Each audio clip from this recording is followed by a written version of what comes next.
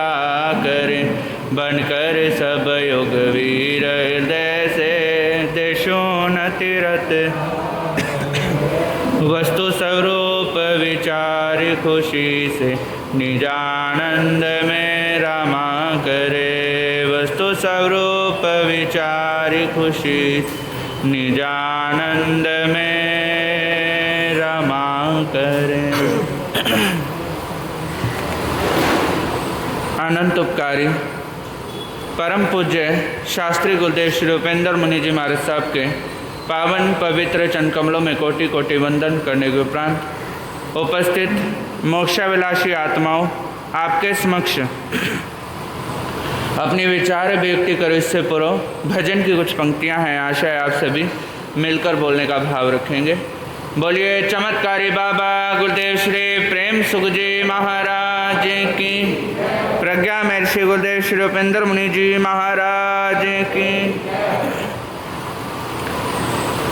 जब गुरुवर आते हैं सारी खुशियाँ लाते हैं। जब गुरुवर आते हैं सारी खुशियाँ लाते हैं। ले के चरण धोले गुरुमुख मुस्काते हैं। ले के चरण धोले गुरुमुख मुस्काते।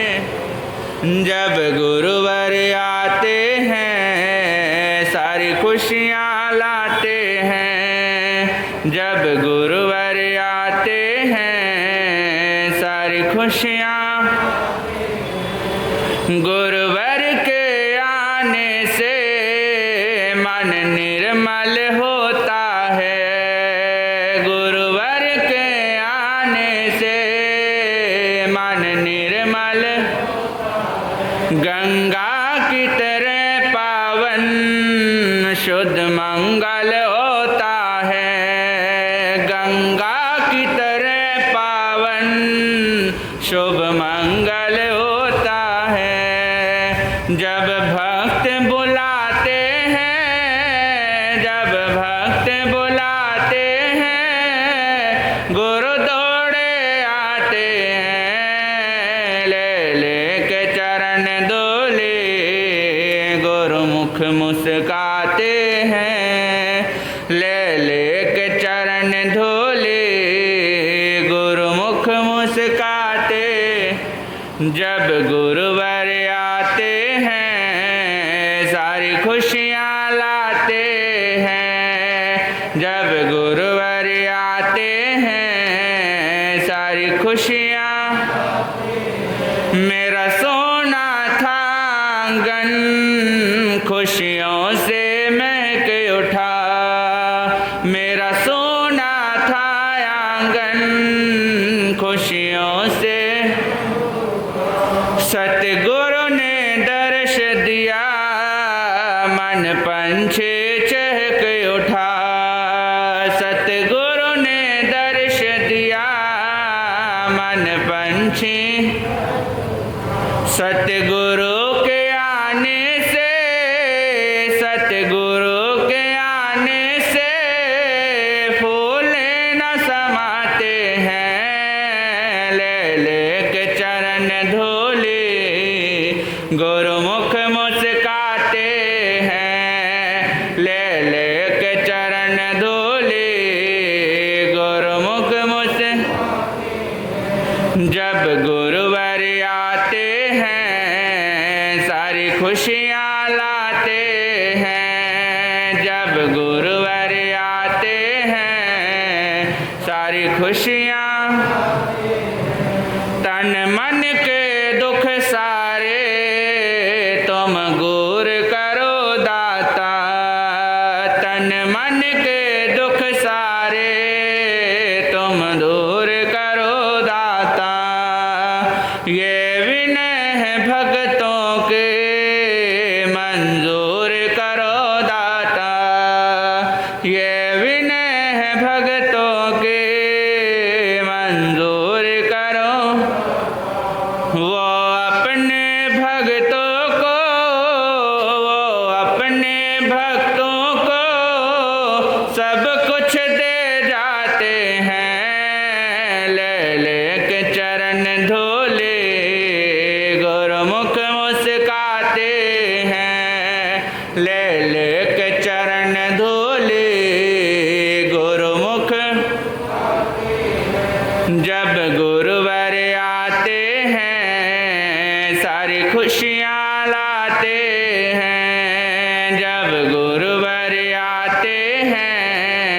सारी खुशियाँ लाते, ले ले के चरण धोले गुरुमुख मुस्काते हैं, ले ले के चरण धोले गुरुमुख मुस्काते हैं। धर्म प्रेम बंधुओं, आज मैं आपके सामने मानसिक विवेक इसके बारे में कुछ कहना चाहूँगा। मन से अच्छा सोचना, सभी के प्रति सद्भावना रखना ही मानसिक विवेक है। कहते हैं जिस व्यक्ति का भीतर में विवेक जागृत हो जाता है वो हर व्यक्ति को समान दृष्टि से देखता है। जीव मात्र के प्रति करुणा का भाव रखना ये मानसिक विवेक कहलाता है, जो मानव को महामानव बना देता है। एक शीशे के शोकेस में रखी गुड़िया पर उसका ध्यान तब गया जब वह बहुत सा सामान खरीद चुकी थी। अब और सामान खरीदने के लिए वो अपनी माँ से नहीं कह सकती थी, लेकिन उसने विचार किया कि मैं अपनी जेब खर्च बचाकर उन्हें इकट्ठा करूंगी और जब मेरे पास में इस गुड़िया को खरीदने लायक पैसे हो जाएंगे तब मैं आकर इसे खरीद लूंगी। अब वो बालिका रोज अपनी जेब खर्च बचाती है और जेब खर्च बचाने के बाद में उन्हें इकट्ठा करती है। जब उसके पास में इतने पैसे इकट्ठे हो जाते हैं कि उस गुड़िया को खरीद सके, वो उन पैसों को लेकर मार्केट जाती है और उस दुकान पर जाकर उस गुड़िया को खरीद लेती है। सफ़ेद शादी के जोड़े में सजी वह गुड़िया बड़ी सुंदर लग रही थी। उस गुड़िया को खरीदकर जैसे ही वो दुकान से बाहर आई, तभी देखती है कि एक व्यक्ति उस गुड़िया के सामने कहता है, मुझे कुछ पैसों की ज़रूरत है, अगर तुम मेरी मदद कर सकती हो तो करो। उस बालिका ने देखा कि उसके पास में 2-3 सिक्के ही बचे थे। वो उन सिक्कों को उस व्यक्ति के हाथों में रखती है तो व्यक्ति कहने लगा, बेटी मैं भिखारी नहीं हूँ, मैं ज़रूरत का मारा हूँ, मुझे कुछ पैसों की ज़रूरत है, अगर तुम मेरा सहयोग कर सकती हो तो ज़रूर करो। अब उस छोटी सी बालिका ने थोड़ी देर सोचा और सोचने के बाद में वापस दुकान के भीतर गई और दुकान में जाने के बाद दुकान मालिक को कहने लगी कि आप इस गुड़िया को वापस कर लो, मुझे कुछ काम याद आ गया है, मैं इस गुड़िया को दोबारा फिर कभी आकर ले जाऊंगी। दुकानदार ने वो गुड़िया वापस ली और उसे पैसे उल्टे दे देता है। वो गुड़िया बाहर आई। बाहर आने के बाद उस ज़रूरतमंद व्यक्ति को वो सारे पैसे देती है। जैसे ही उस व्यक्ति को पैसे दिए, वह व्यक्ति दिल से बड़ी दुआएं देता है, इतनी दुआएं देता है कि वही बालिका बड़ी होकर विक्टोरिया लंदन की महारानी के नाम से जानी जाने लगी।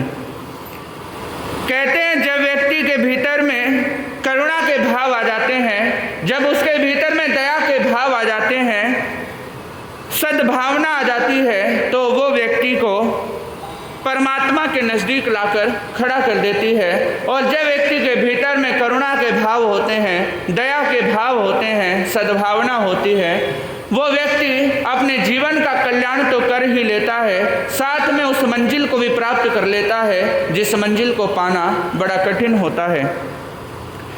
इसलिए कहते हैं यदि आप भी स्वयं को ऊंचा उठाना चाहते हैं तो अपने भीतर में दया का भाव रखें, करुणा का भाव रखें और अपने भीतर में सद्भावनाएं रखें। जैसे ही आपको कोई दीन दुखी असहाय व्यक्ति मिले तो आपका मन, आपका दिल उसकी सहायता करने के लिए आगे बढ़ जाना चाहिए, तभी आप अपने जीवन का कल्याण और उत्थान कर सकते हैं। इन्हीं भावनाओं के साथ ओम शांति। तिरुभुवन पीरा हरनहार हो, तुमको मेरा नमस्कार। जग के उज्ज्वल अंधकार परिणाम तो मेरा हर बार। तीन जगत के नाथ आपके चरणों में जाऊं बलिहार। भवसागर के शोषण करता तुमको वंदन बारंबार।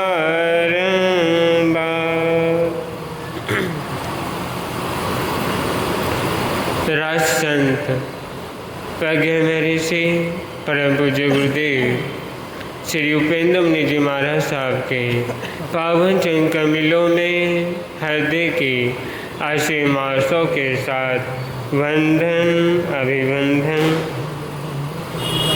उपस्थित धर्म पे बंधुओं, आपके समक्ष अपने विचार रखूं उससे पूर्व कुछ पंक्तियाँ हैं, सभी मिलकर बोलने का भाव रखेंगे।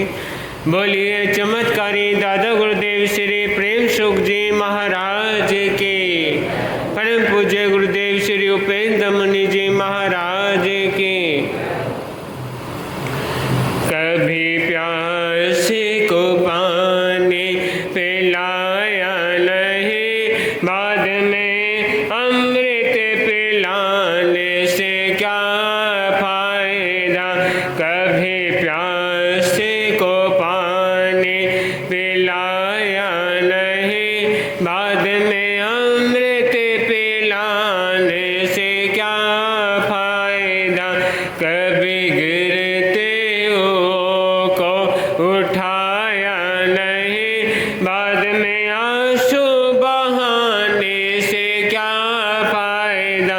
कभी गिरते हो को उठाया नहीं, बाद में आंसू बहाने से क्या फायदा।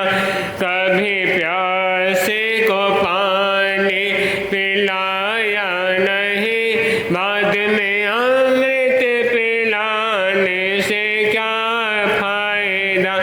मैं तो मंदिर गया पूजा आरती की, पूजा करते हुए ख्याल आ गया।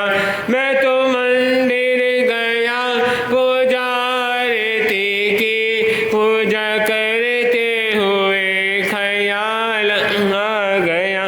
कभी माँ बाप की सेवा की ही नहीं, शिव पूजा करने से क्या फायदा। कभी माँ बाप की सेवा की ही नहीं, पर शिव पूजा करने से क्या फायदा। कभी प्यासे को पानी पिलाया ने, अमृत पिलाने से क्या फायदा। कभी प्यासे को पानी पिलाया नहीं, बाद में अमृत पिलाने से क्या फायदा। कभी गिरते हो को उठाया नहीं, बाद में आंसू बहाने से क्या फायदा।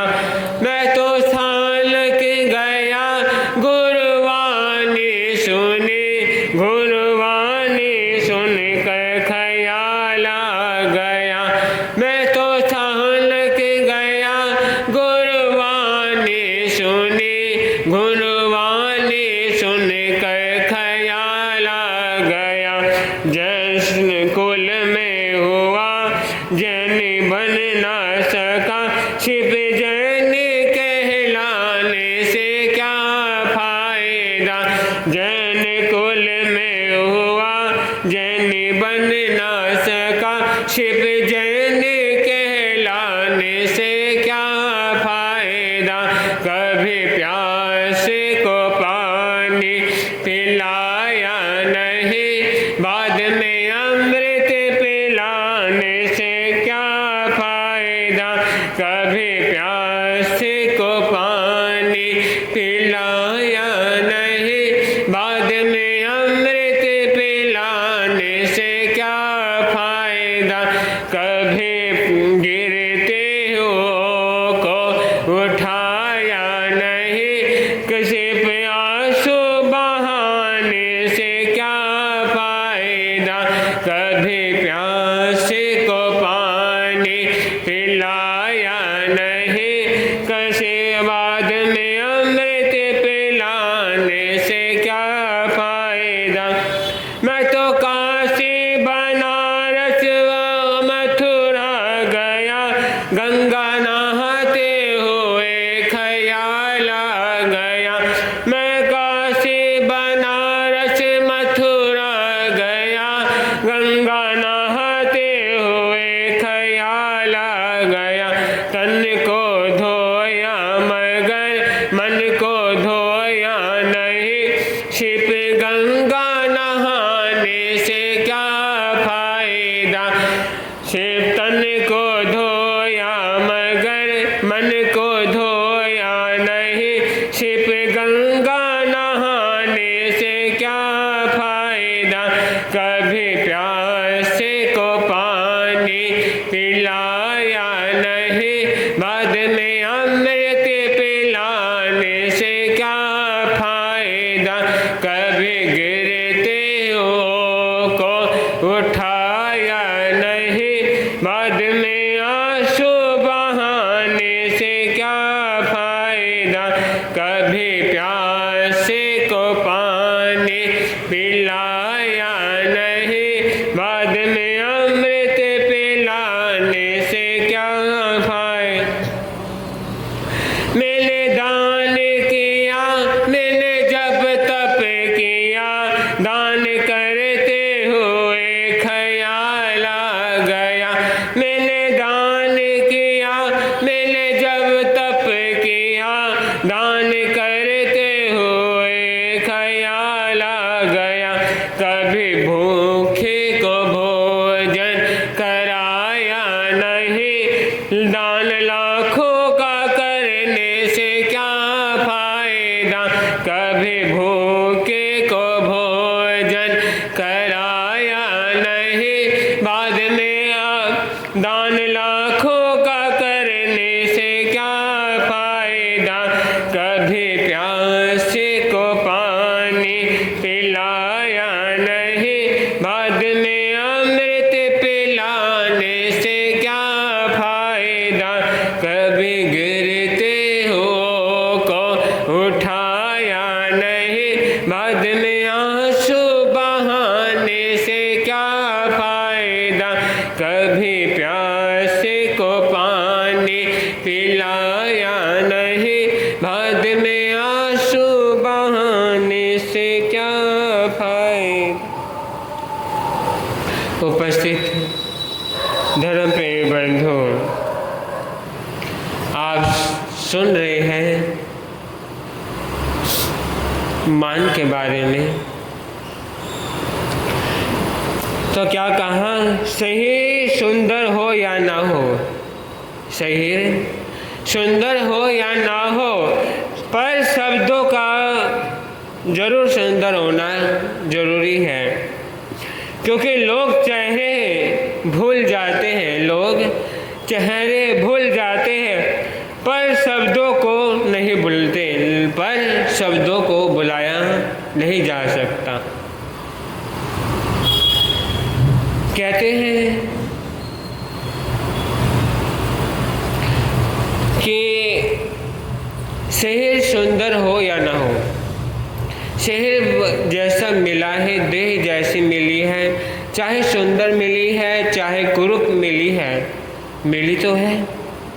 मानव का जीवन आपको मिला है, चाहे किसी तरह मिला हो, किसी भी रूप में मिला हो, बस ये सोच कर कि जीवन आपको मानव का चोला मिला है, लेकिन उस मानव के चोले में, उस देह में आप क्या कर रहे हैं? आप किसी से मिले हैं, कुछ समय आपका उससे संपर्क हुआ, बातचीत हुई, मान लिया आपने लंबा सफ़र है, उस लंबे सफ़र में आपका किसी से संपर्क भी हुआ, बातचीत भी हुई, और आप उसका चेहरा तो भूल जाते हैं, उसको भूल जाते हैं, लेकिन उसके कई हुए शब्द आपके कानों में, आपके दिमाग में, आपके हृदय में क्या होते हैं? गूंजते रहते हैं। फिर आपके मन में एक बात आती है कि मैं उस व्यक्ति से मिला था, नाम भूल जाते हैं, चेहरा भूल जाते हैं कि उस व्यक्ति ने मुझे कितने अच्छे शब्द कहे थे, चाहे उसने अपमान भरे शब्द कहे हो, चाहे उसने मीठे शब्द कहे। आपके दिमाग में शब्द रहते हैं, क्यों? आप उसको क्यों भूल गए?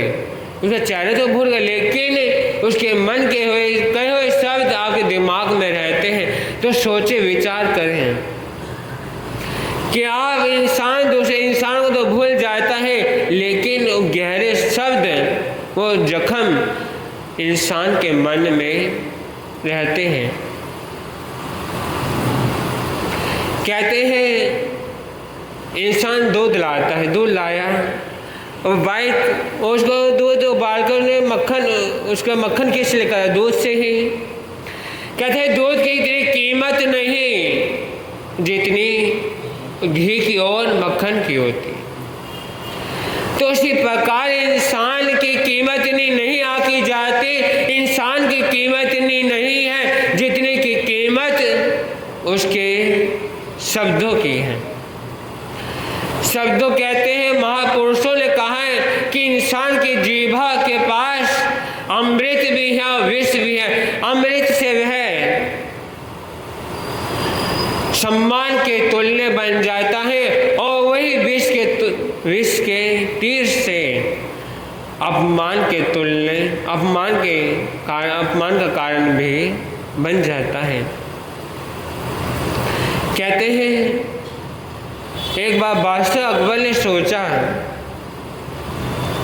कि मैं अपना जीवन जांचूं कि मेरी उम्र कितनी बाकी है। तो मन में ख्याल आ गया, मन में बात आ गई कि मैं भी देखूं कि मैंने कितना समय राज्य करते करते हो गया, देखूं कि मुझे अब कितना समय है और कितना नहीं। ये जांचने के लिए राजा ने एक पंडित को बुलाया। पंडित ने देखा, कहा राजन आपके देखते देखते ही, क्योंकि मन में अभिमान आ गया पंडित के कि आपके देखते देखते ही वहाँ का पूरा परिवार आपके समक्ष खत्म हो जाएगा। अपमान भरे शब्द थे, लेकिन बेशक बात ठीक थी, लेकिन मन में क्या था?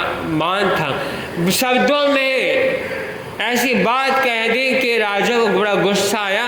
कहा इस पंडित को क्या कर दी जाए? फांसी पर चढ़ा दिया जाए। अब वही पास में बिलबर बैठा हुआ था, तो उसने कहा राजन, बादशाह पंडित की बात आपने पूरी सुनी नहीं कि पंडित ने क्या कहा क्या नहीं। कहीं ने कहा है कि तुम्हारे देखते देखते सा पूरा परिवार तुम्हारे समक्ष खत्म हो जाएगा।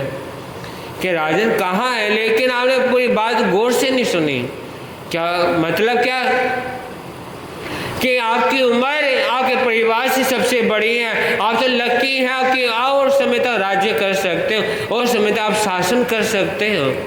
राजा बड़ा खुश हो गया, बादशाह बड़ा खुश हो गया कि मेरी उम्र कितनी है भाई? लंबी है, अभी मेरे पास समय है।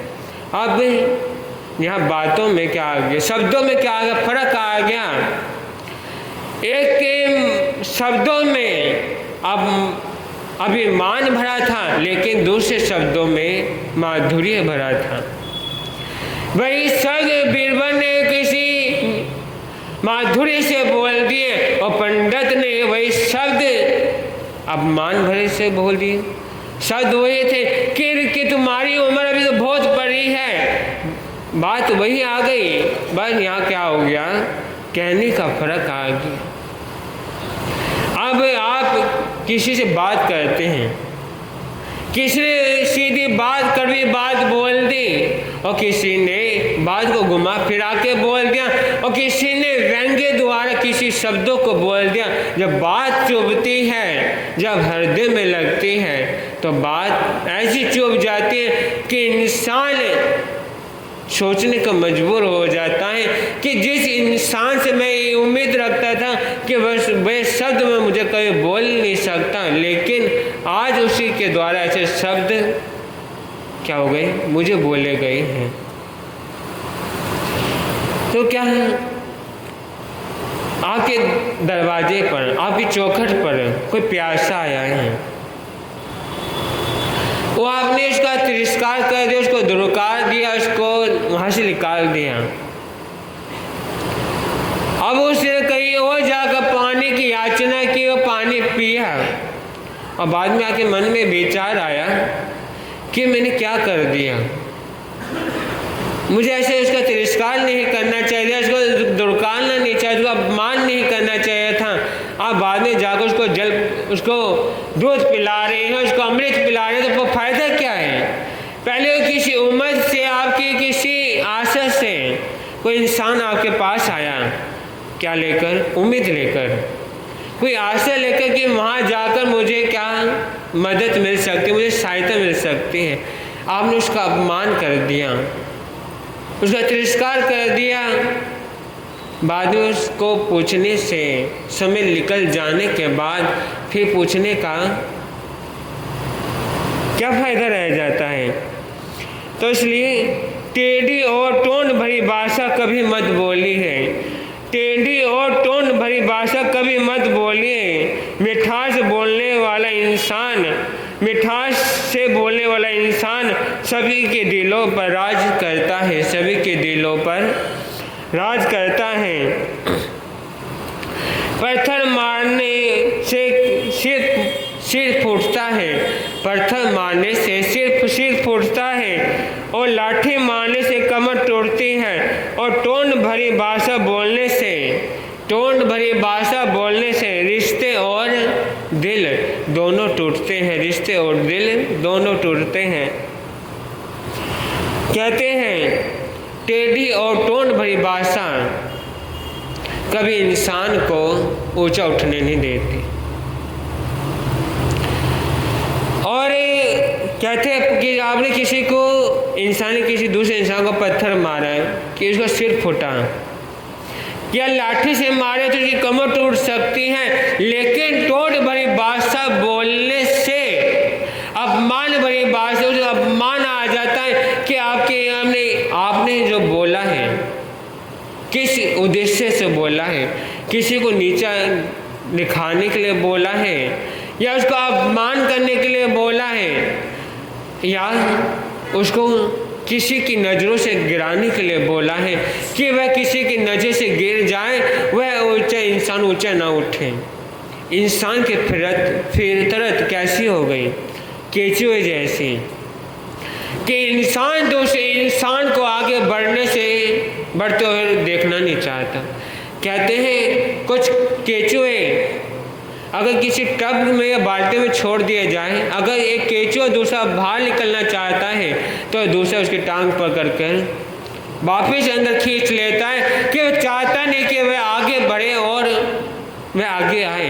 तो वही फितरत इंसान की हो गई, वह दूसरे को इंसान नीचे गिरा देता है, ना दूसरे को बढ़ने देता है, क्योंकि मन में बात बैठ जाती है, अगर मैं आगे नहीं बढ़ रहा तो दूसरा इंसान कैसे आगे बढ़ जाएगा।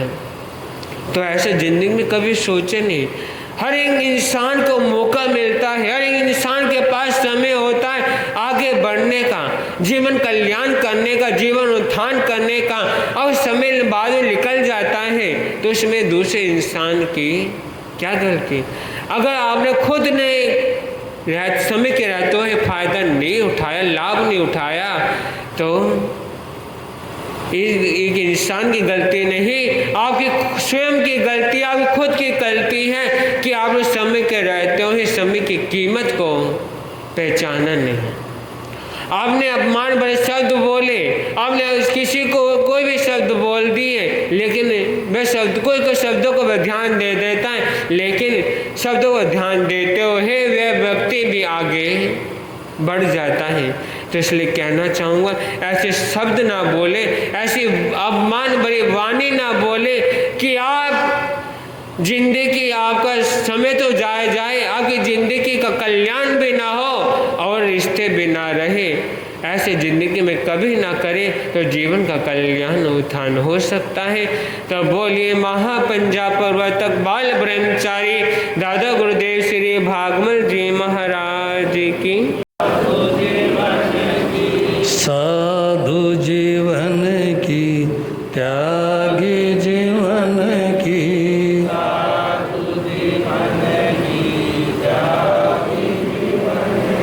सुर समूह को जो अति पर्य है, कल्प वृक्ष सम सुख के धाम। इंद्र पूज्य उन महावीर को करता हूँ शत बार प्रणाम। गुरुओं के गुरु भागमल का धरता हूँ मैं मन में ध्यान। जिनकी पावन कृपा से मिलता भवतम नाशक आत्म ज्ञान। निर्मल कीर्ति पवन चारे, उत्तम जिनका सदवाचा। महिमाशाली भर उत्तम संयम श्रेष्ठ विचार। धर्म सेवा भावी गुरुवर मेरे, थे पकड़ सन्यासी रहे अभय गगन गुंजा दो। गुरु प्रेम सुख की बोलो जय। गरीबों के मसीहा शान जिन शासन परम सेवा भावी चमत्कारी बाबा, मेरी आस्था के अनंतनाथ, आराध्य सदगुरुदेव श्री प्रेम सुख जी महाराज साहब के पावन पवित्र चरण कमलों में कोटिशय वंदना अभिवंदना। मोक्षा विलासी पुण्यवान आत्मा, आपके सामने इंद्रभूति गौतम और भगवान महावीर के बीच का संवाद निवेदन करने से पूर्व दो चार पंक्तियां हैं, सुने, मिलकर बोलने का भाव रखें। परम सेवा भावी परम पूज्य गुरुदेव चमत्कारी बाबा श्री प्रेम सुख जी, भगवत चिंतामणि पारसनाथ भगत गौर तपस्वी पोषी रोशन लाल जी माँ। जागो जागो जी चेतन नैना खोल, उमर थारी बीती जावे। जागो जागो जी चेतन नैना, उमर थारी। संत सुनावे बात ज्ञान री, एक न लागे थाने। संत सुनावे बात ज्ञान री, एक न लागे। ढीठाई री ओढ़ गोदड़ी भटका छाने छाने।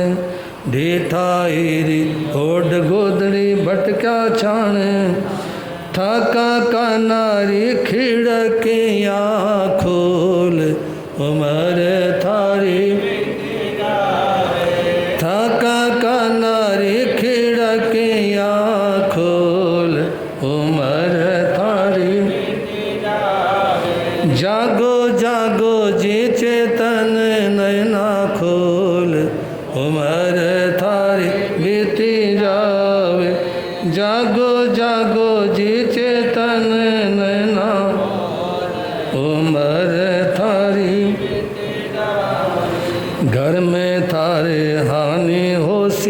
लोग तमाशा देखें। घर में थार हानि होसी लोग तमाशा, पर भव थारी जांच हुवेला कर्म राजरी लेके।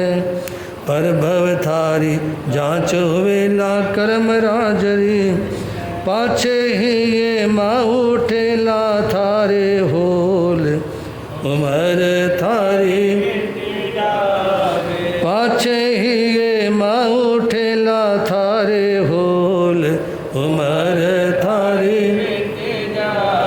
ओ जागो जागो जी चेतन नैना खोल उमर थारी। बोलो जागो जागो जी चेतन नैना खोल उमर। उठो उतारो दीठ गोदड़ी सन्मार्ग पे लागो। उठो उतारो दीठ गोदड़ी सन्मार्ग पे, सतगुर सेवा जिनवर भक्ति ज्ञान चेतना जागो। सतगुर सेवा जिनवर भक्ति ज्ञान चेतना, देखो पाया है समय अनमोल उमर थारी। देखो पाया है समय उमर थारी। जागो जागो जी चेतन नैना खोल उमर थारी बीते जा। जागो जागो जी चेतन नैना उमर थारी। सवर्ण समान शुद्ध बन जाओ ज्ञान विचक्षण पाओ। सवर्ण समान शुद्ध बन जाओ ज्ञान विचक्षण, भवसागर री विकट भमरिया सतगुर संग तिर जाओ। भवसागर री विकट भमरिया सतगुर संग तिर, समझो मेनख जन्म रामोल उमर थारी।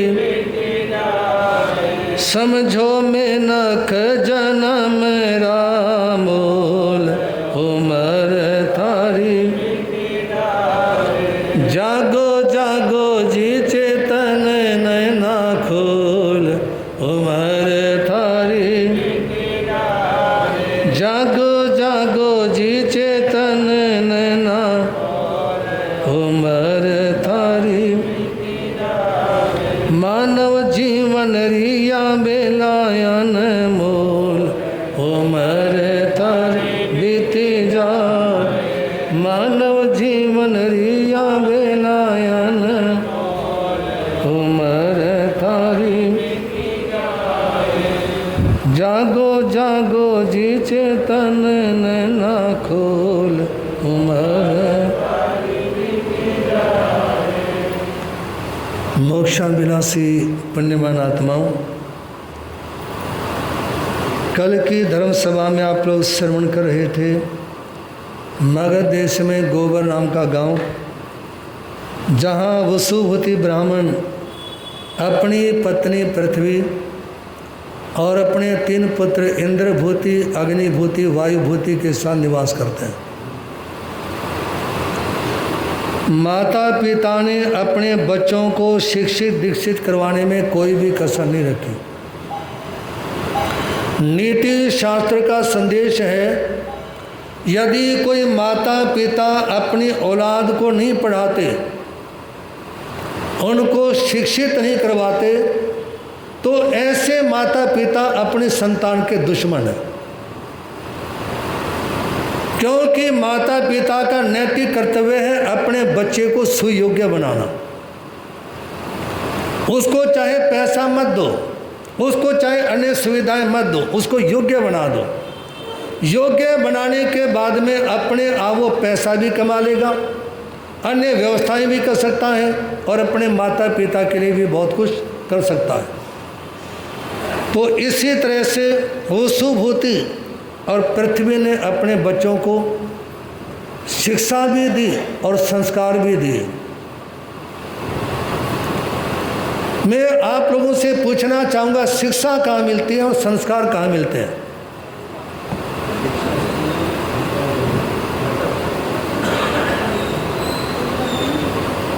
शिक्षा कहाँ मिलती है, संस्कार कहाँ मिलते हैं? संस्कार मिलते हैं माता के गर्भ में और शिक्षा मिलती है पैदा होने के बाद। कोई भी माता पिता अपने औलाद में पैदा होने के बाद में संस्कार नहीं डाल सकते। कैसे? जैसे एक नीम का पौधा है या गन्ने का पौधा है,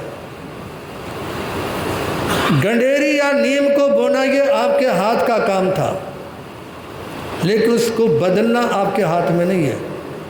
आप गन्ने को कड़वा नहीं बना सकते और नीम को मीठा नहीं बना सकते। जैसे उसके अंदर बीज डाले गए ना, वैसा उसके अंदर मतलब उसका सत्य पैदा होता चला गया।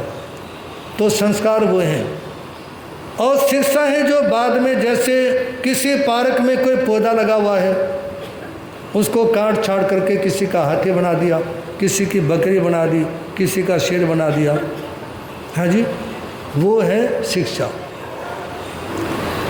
तो माता पिता ने अपने पुत्रों को भरपूर योग्यता दिलवाई और इसके बाद एक बार मध्यम पावापुरी में सोमिल ब्राह्मण एक यज्ञ का आयोजन करते हैं और उन्होंने देश के प्रदेश के अनेक विद्वानों को आमंत्रित किया।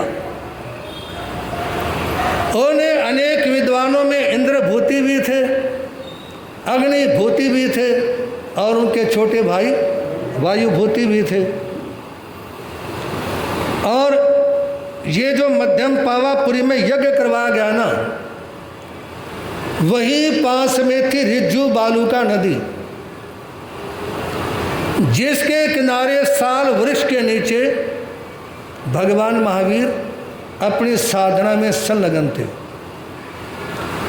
तो उस समय ब्राह्मणों ने मध्यम पावापुरी में यज्ञ करना प्रारंभ किया।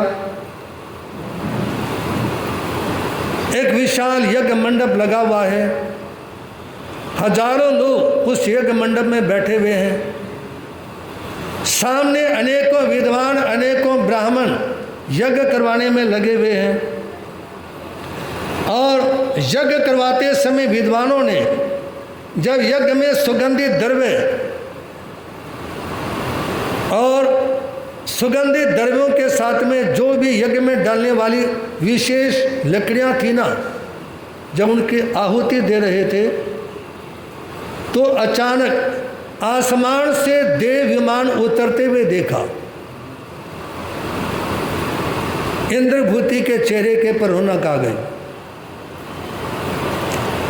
कैसा अनमोल यज्ञ है हमारा। देवता भी आसमान से उतरने लगे। जैसे ही विमानों की गूंज सुनी ना, सभी ने इंद्रभूति की प्रशंसा करनी शुरू कर दी। सभी ने इंद्रभूति की प्रशंसा शुरू कर दी। कहा कि इनके जो मंत्रोच्चारण की शक्ति है ना, उसके कारण देवलोक से देव अपने विमानों को लेकर के अवतरित हो रहे हैं। जब अपनी प्रशंसा सुनी इंद्रभूति ने, तो मंत्रों का उच्चारण और भी तेज हो गया। और उस समय इंद्रभूति के मन में अहंकार आता है कि मेरे जैसा अन्य विद्वान कोई नहीं है, और जितना शुद्ध, जितना तेज आवाज से मैं मंत्रों का उच्चारण कर सकता हूँ, अन्य विद्वान में ऐसी ताकत नहीं है।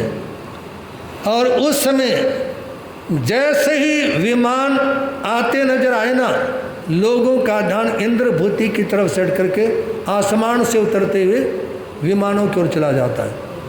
और देखते ही देखते वो विमान जहाँ पे यज्ञ हो रहे थे ना, उससे आगे निकल गए। जैसे ही विमान आगे निकले तो उस समय विमानों का आगे निकलते ही लोगों ने यज्ञ मंडप में से उठना शुरू कर दिया। और इंद्रभूति को आश्चर्य होता है कि मेरे यज्ञ में से ऐसे लोगों ने उठ उठ करके कैसे जाना शुरू कर दिया। तभी सुख बुगाहट के माध्यम से पता चला पास में रिज्जू बालूका नदी के किनारे कोई योगी है, कोई योगी है। एक होते हैं योगी, एक होते हैं उपयोगी, एक होते हैं सहयोगी। मेरा निवेदन है कोई भी बहन किसी आने वाले को मुंह पट्टी ना दे। इतने ज़्यादा धर्मात्मा मत बनो आप लोग, क्योंकि या तो बांधना सिखा दो। अब मान लो कोई व्यक्ति उसको नहीं लगानी आती और तुम उसके मतलब डालो और उसके, ऐसा नहीं करना। मेरे को ऐसे धर्मात्माओं से नफरत होती है जो कई कई मुंह पट्टी लेके बैठे रहते अपने पास लोगों को देने के लिए। कोई ज़रूरत ही नहीं है इसकी। जिन्हें के पास में रख दो, जिसको लगानी आती है लगा लेगा, नहीं लगानी आती है तो महावीर महावीर कहिए तेरे लग दे नहीं रपइए। ठीक है, महावीर महावीर कहिए तेरे लग दे नहीं रपइए।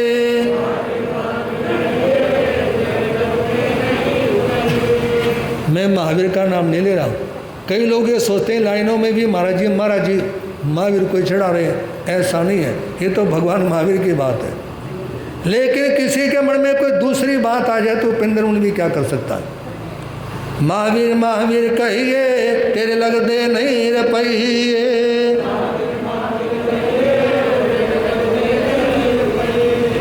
लोग यज्ञ मंडप में से उठे चलने शुरू हो गए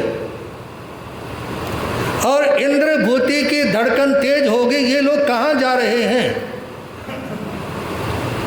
जैसे ही लोग आगे बढ़े और धीरे धीरे धीरे धीरे सारा यज्ञ मंडप खाली हो गया।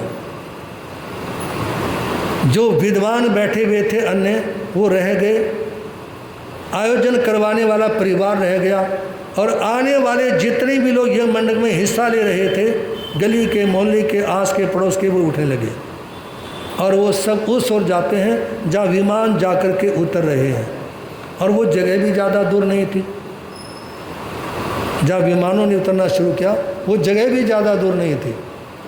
और विमानों ने जहाँ उतरना शुरू किया वहाँ पे भगवान महावीर साधना कर रहे थे और उस समय उनको केवल ज्ञान केवल दर्शन की प्राप्ति हुई। उस योगी के दर्शन करने के लिए जा रहे थे। 3 शब्द है, योगी, उपयोगी, सहयोगी। सुनने ना ध्यान से। योगी उसको बोलते हैं जिसने मन वचन और काया को जीत लिया। ऐसे योगी है तीर्थंकर भगवान। कौन है? तीर्थंकर भगवान योगी। उपयोगी है साधु साध्वी, जो उनकी वाणी लोगों के सामने सुनाते हैं। और सहयोगी होते हैं श्रावक श्राविका, जिनको स्वयं भी प्रवचन में आना चाहिए, अपने परिवार को रिश्तेदारों को प्रवचन में लाना चाहिए, जिससे धर्म की प्रभावना हो और उनका मार्गदर्शन हो। सहयोगी श्रावक श्राविका। तो उस समय योगी के दर्शनों के लिए जा रहे हैं। देवी देवता भी, बहन जी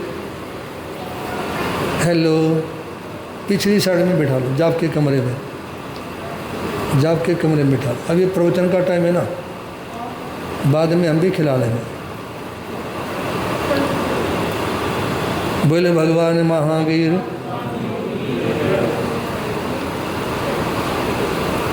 उस समय रिज्जू बालूका नदी के किनारे जहाँ भगवान महावीर को केवल ज्ञान की प्राप्ति हुई, देव विमानों से उतरते हैं, प्रवचन श्रवण करते हैं।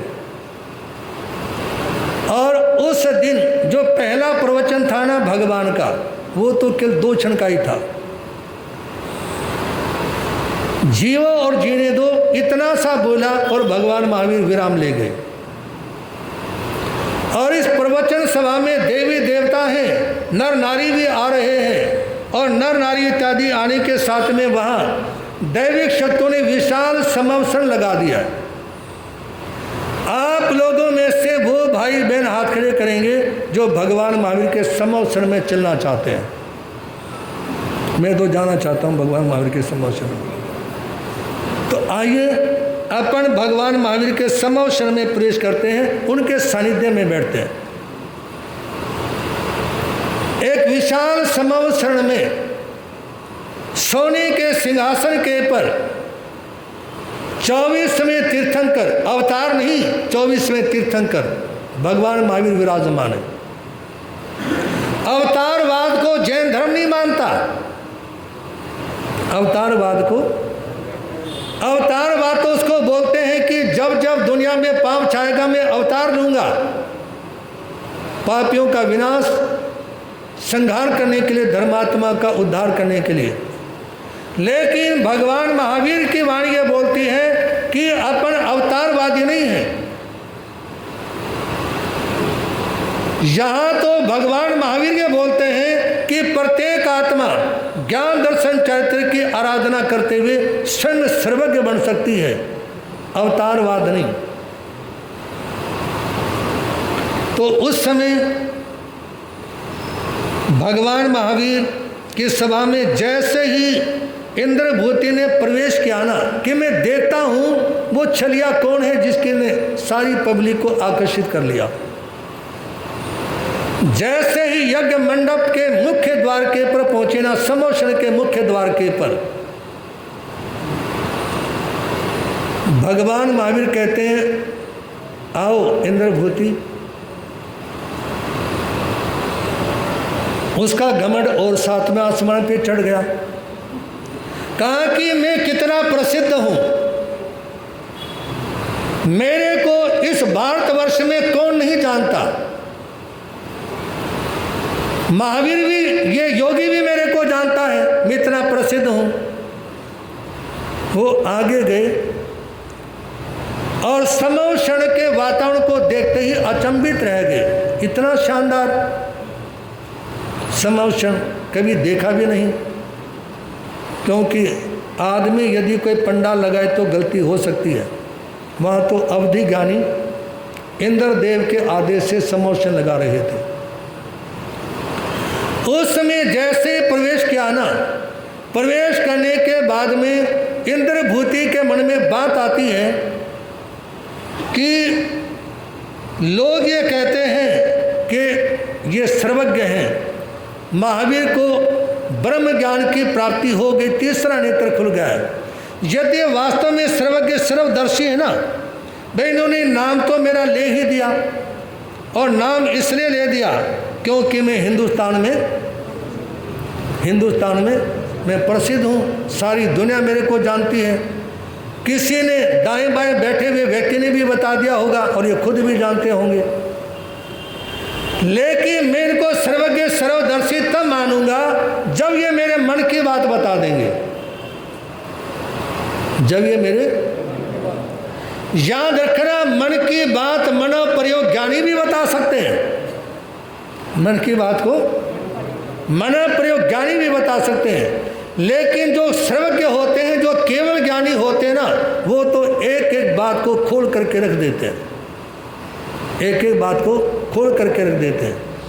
जैसे ही इंद्रभूति के मन में विचार आया ना कि मैं को तब मानूंगा जब ये मेरे मन की बात बताएंगे, मेरे मन में क्या है।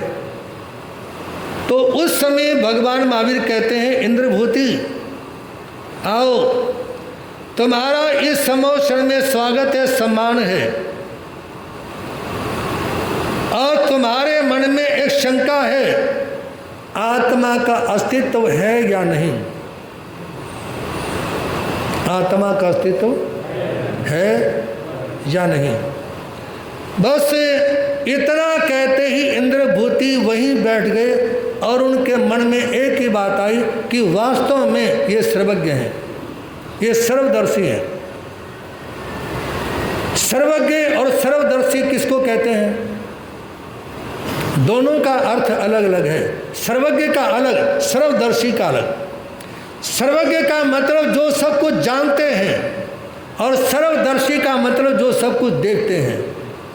सर्वज्ञ का मतलब, बोलो, सर्वज्ञ का मतलब जो सब कुछ जानते हैं और सर्वदर्शी का मतलब जो सब कुछ देखते हैं। इसलिए आचार्य भगवान भी बोलते हैं ना कई बार, शिवमन जी महाराज साहब, ज्ञाता दृष्टा भाव। अपने मन में ज्ञाता दृष्टा भाव रखो। ज्ञाता से मतलब अपने को जानने का प्रयास करो। कि मैं श्वास ले रहा हूँ, छोड़ रहा हूँ, जानो। अब देखना क्या है, इन आते जाते श्वासों में विचार क्या चल रहे हैं, उनको देखना है। साधु किसको कहते हैं?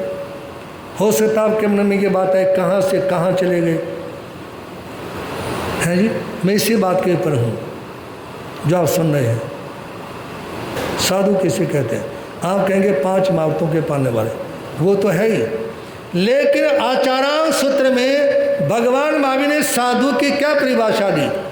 मनम प्रिय जानी से निगंते। जो पल पल क्षण क्षण मन में जो तरंगे उठ रही है ना, उन तरंगों को पढ़ने वाला, उन तरंगों को देखने वाला, उन तरंगों को जानने वाला से निगंते, वो निर्ग्रंथ है। मतलब मन में उठने वाले विचार तरंगों को जो जानता और देखता है ना, निर्ग्रंथ मतलब अपने भीतर की ग्रंथियों को वही खोल सकता है, दूसरा नहीं। समझ आ रही बात? जब अपने को जानोगे, श्वास आते जाते अपने को देखोगे, तो जो ग्रंथि बंधी हुई है ना, आप उसके बाद ही उनको तोड़ सकते हैं। कल ये भगवान महावीर के जवाब के बारे में स्पष्ट आप लोग सुन पाएंगे, क्योंकि आपके सामने भगवान पार्षद का जीवन चरित्र भी चल रहा है। बंदे तूने जन्म जग में बड़े पुण्यों से पाया है, बंदे तूने जन्म जग में, बोलो, तुम्हारी आदत ऐसी है, एक व्यक्ति किसी के घर में 1 घंटा रात में जाप देने के लिए चला गया ना, उसकी 11 बजे से पहले आँख नहीं खुलती। महाराज जी रात को 1 घंटा जाप दे के आते। कौन सी लंबी चौड़ी बात है? अरे 40-45 साल की उम्र होने के बाद तो नींद नहीं आनी चाहिए ढंग से आदमी को। बात पे छोटी सी बात याद आ गई। एक व्यक्ति ऑफिस में लेट गया, अधिकारी ने पूछा कि भाई क्या तेरी शादी नहीं हुई? वो ऑफिस में लेट पहुंचा था ना, कहा क्या तेरी शादी नहीं हुई? कहा कि शादी तो हो रखी है। कहा कि शादी होने के बाद भी तेरी आंख नहीं खुली? अधिकारी क्या बोलता है, शादी होने के बाद भी इस समय तक तू सोता रहता, आंख नहीं खुली? तो सजनों, नींद तो उड़ जानी चाहिए 40-45 के बाद में। बंदे तूने जन्म जग में बड़े पुण्यों से पाया, ओ बंदे तूने जन्म जग में बड़े लाभ तो उठा ले, इससे हीरा हाथ में आया है, लाभ तो उठा ले, इससे हीरा। मन में भारी मोद बराता, आत्मा नहीं तरसती थी, बल यौवन की मानो वर्षा तन से सदा बरसती थी। गर्मी सर्दी वर्षा को वे सह करके खुश होते थे, दोनों ही वे एक साथ में रह करके खुश होते थे। कौन? मरुभूति और वरुणा, हाथी और हाथिनी। मरुभूति का जीव हाथी बना और उनकी भाभी वरुणा का जीव हाथिनी बना। वो दोनों यौन अवस्था में हैं और गर्मी सर्दी वर्षा के पृष्ठ सहते हुए भी दोनों एक दूसरे के साथ में खुश होकर के रहते हैं, सुख में जीवन जीते हैं। और मानो उनमें इतना सुखी रहते हुए अभिमान आ गया हो कि स्वर्ग के सुख भी उनके सामने क्या मायने रखते हैं। सुलभ नहीं है स्वर्ग लोक में तुम्हें हमारे जैसा सुख, तुम्हें देखना पड़ता है अपने मालिक के मन का भी रुख। हम हैं अपने मन के मालिक, स्वर्ग समझते प्यारा वन, करते हैं वैसा ही जैसा जब अपना हो जाता मन। महसूस करते हैं ऐसा सुख तो स्वर्ग में भी नहीं मिलेगा, क्योंकि हम जैसा चाहते हैं वैसा करते हैं, जहाँ चाहते हैं वहाँ घूमते हैं, सैर करते हैं। आप लोग ये ध्यान रखें, इधर तो हाथी और हाथीनी विंध्याचल पर्वत की तलहटियों में दंडकारण्य वन में घूमते फिरते हैं, जीवन जीते हैं। दूसरी ओर जो पोतनपुर नगरी के राजा थे अरविंद, उनके साथ में क्या हुआ? बोल चिंतामणि पार्श्वनाथ भगवान गांव नगरपुर आकर केट कब्बड़ और पट्टन मंडल सन्निवेश मान्यति पर चलती आज्ञा बिना विलंब। हाथी घोड़े रथ पैदलियों सेना 4 प्रकार खड़ी, सीमाओं के संरक्षण मानी जाती शक्ति बड़ी। राज सुखों का पूर्ण त्याग कर रहा नरती सुंदर भोग, किंतु विरक्त भावना जागी मिलते ही न महती हो। चढ़े महल की छत पर एक दिन घटा गगन में छाई थी, नीलवर्ण की कज्जल की सी रंगत वो सुखदाई थी। महाराजा अरविंद जिनका विशाल साम्राज्य था, हाथी घोड़े रथ पैदल चारों प्रकार की सेना और सीमाओं के पर हजारों जवानों के द्वारा सुरक्षा, और ऐसे सुंदर वातावरण में जीते हुए एक बार वो राजमहल की छत के ऊपर गए ना, अचानक आसमान में काले काले बादल छा जाते हैं और उनके बीच में लाल रंग की एक किरण सी नजर आती है, लाल रंग की। चमक चमक कर चपलाई अपनी दिखा रही चित्राई थी, गर्जन क्या था कहीं नगाड़े पर ही चोट लगाई थी। इंद्र दूसरे अपनी अद्भुत झलक दिखलाई थी, चली हवा से गई सभी को कहीं ने शोभा पाई थी। ईश्वर पहले भरा हुआ था नभ को शाम घटाओं से, पल भर में बस पाया खाली उसे तमाम घटा छटाओं से। उस समय अचानक बिजली चमकती है, बादल गरजते हैं जैसे नगाड़े बजाए जा रहे हों,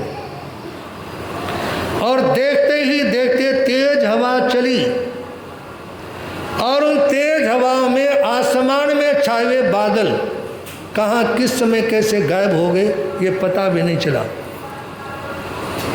और आसमान की इस अस्थिरता को देखते हुए राजा के मन में वैराग्य की एक अद्भुत ज्योत प्रज्वलित हो गई, वैराग्य की ज्योत।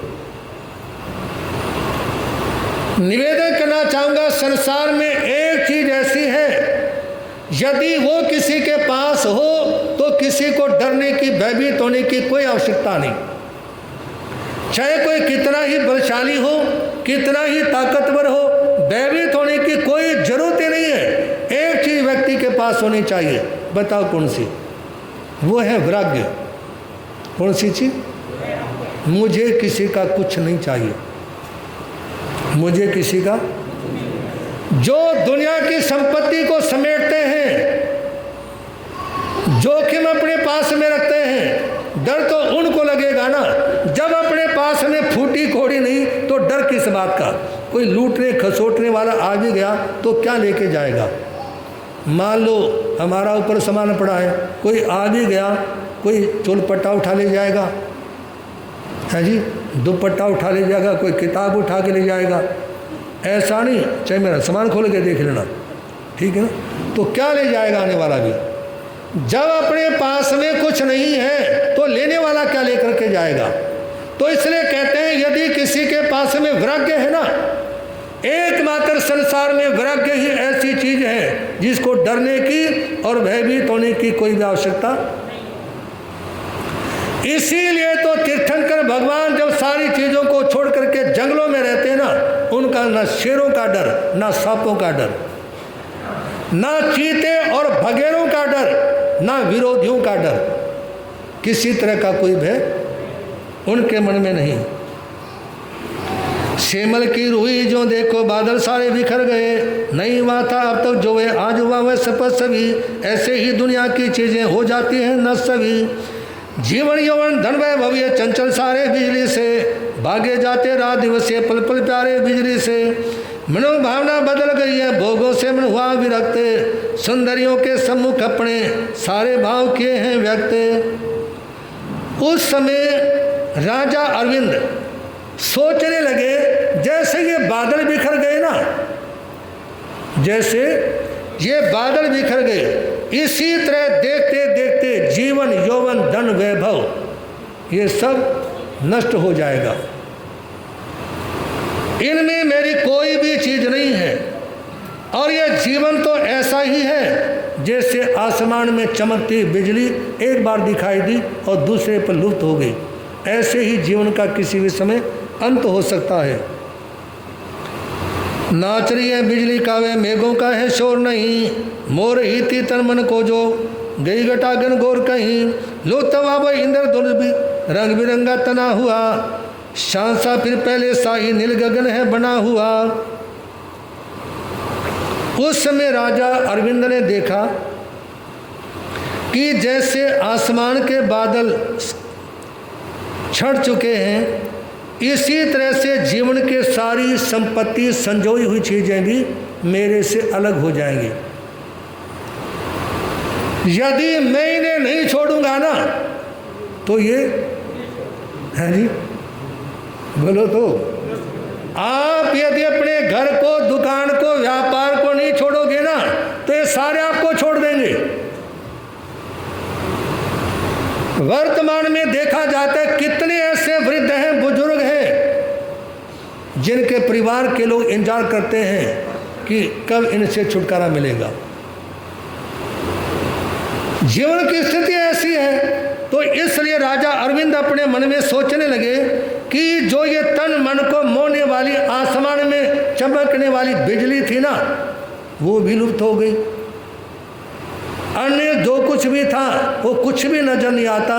जैसे पहले आसमान साफ था वो दोबारा से इसी तरह से आसमान फिर साफ है।